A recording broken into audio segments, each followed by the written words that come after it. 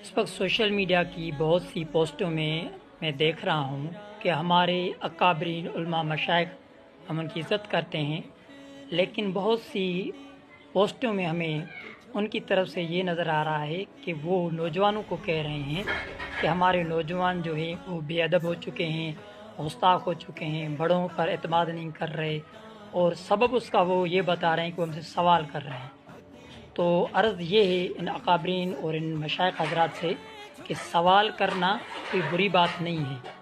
حضور آقا صلی اللہ تعالیٰ علیہ وآلہ وسلم کے جس دین کی آپ بات کرتے ہیں، انہوں نے ہی یہ عوام الناس کے اندر، امت کے اندر شعور بلڈ اپ کیا کہ وہ سوال کریں۔ حضور آقا صلی اللہ تعالیٰ علیہ وآلہ وسلم سے صحابہ اکرام نے سوال کیا۔ آپ معاہدہ دیکھ لیں جس میں صلح حدیبیہ میں ہے،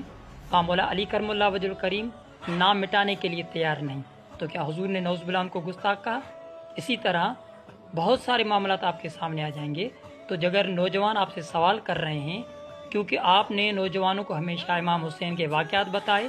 اور اسلام کے بہادر جرنیلوں کے، اور حضور آقا صلی اللہ تعالیٰ علیہ وآلہ وسلم نے دین کی خاطر جو تکلیفیں برداشت کی وہ ممبروں سے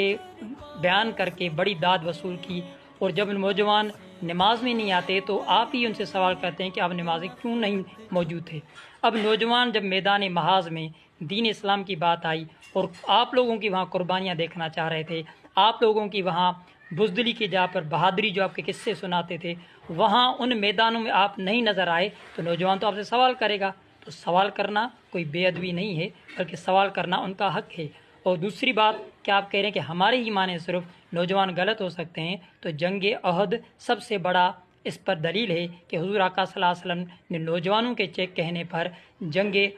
بدر عہد جو ہے وہ پہاڑ عہد کے باہر یعنی مدینے سے باہر